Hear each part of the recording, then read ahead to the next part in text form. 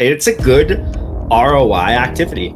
Like email, it has this sort of long tail effect. The horror stories of Google updates across the decades have proven one thing, that if you're just trying to optimize your SEO in a specific way, Google's going to basically put out an update that's going to nuke all that work, right? I'm not quite clear, and maybe you're more technical than I am, not quite clear that you can really measure the technical impact of blogging and SEO work as easily as you can, for example, paid social media. I understand the work, and I understand the value, and I understand the strength of getting, your key phrases ranked highly.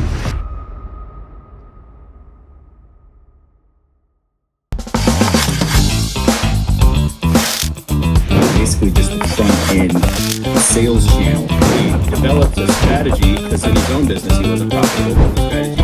It's clearly working wonders for our clients, and it's crazy to me how many agencies don't know about this at all. ROI-driven sales channel. Whose turn is it? Mine? It is. I think it's mine, actually. Yours. Okay. All right. So here we go. Number 2, web, blog, SEO, all kind of crammed together. So basically, SEO blog content on your site is good ROI.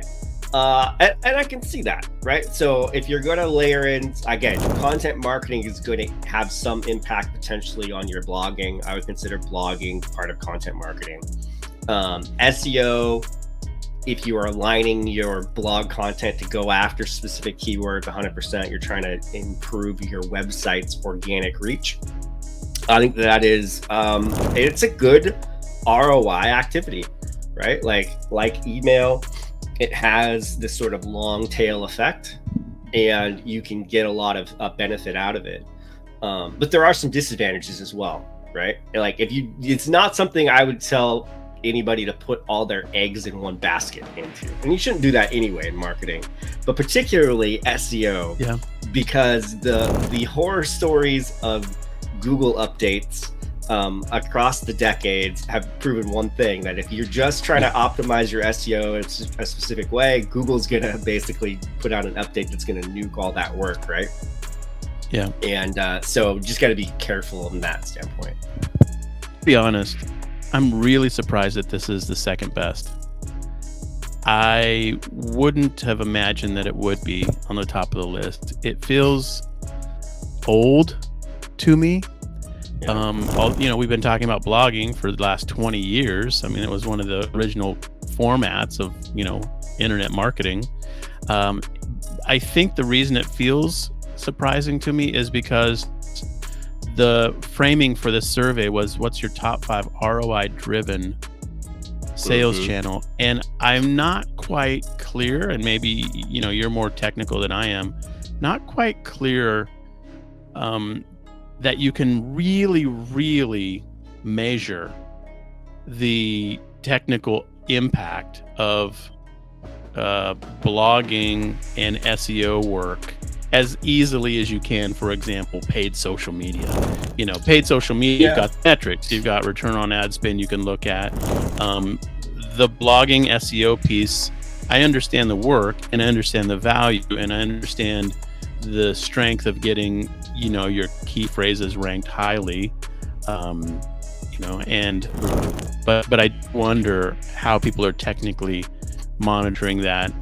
Do you know what I mean? Like, what's your thought? Yeah. Well, I mean, I think you can track your overall effectiveness of SEO through like Google Analytics. But what I would also say is that oftentimes there's a layered effect, right? So just doing blog SEO work by itself, it's probably not going to get you to where you want to go with it, because you probably are going to layer in your Google ads. You're probably going to layer in your paid socials, and all those signals go back to Google's algorithm and provide lift and bonus to your SEO work, right? So it's not done in a vacuum. It can't be done in a vacuum, essentially.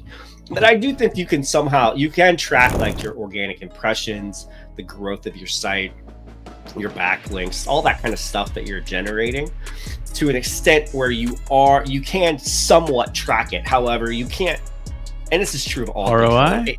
ROI? Those all feel like proxies for success. They don't feel like ROI to me. I mean, well, there's going to be a fixed cost to do all that work, right? So if you were spending $1,200 a month, right? Yeah. At what point does that work actually break even for you? But how do you measure the alpha? How do you measure the growth based on those specific actions is what I'm unclear about for blogging. That's the piece to me. Yeah. Even if you have those kinds of metrics, and you can even say, well, this is their first page they landed on, and here's the attributed sales that occurred, I guess, and their first time visitors to your site. I guess you can get super granular like that. But anyway, okay, so this is just one last comment on the web blogging piece. I think there's a massive disparity between what you might call informed professional blogging on a niche and low cost outsourced paid blog content. You can get anybody to write you a blog for $5. Right. That's not going to move the needle, and I don't think it's going to make for SEO or your return on ads or return on investment for your efforts. I think the blogging that is only going to be winning in today's marketplace is legit, long form, truly expert, truly well informed, truly highly readable, highly credible content that people are going to be like, wow, that was a fantastic article. It's worth my time to read. So I think there's a huge quality disparity in blogging, Definitely 100%. And I think you have to lean way more into the quality side of it to get the ROI you want out of it, right? Yeah.